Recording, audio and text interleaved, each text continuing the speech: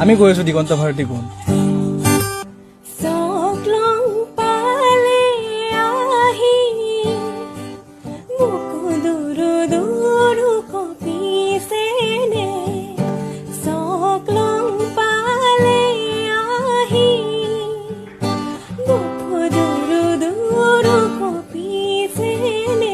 বতৰো নহয় চুন্দু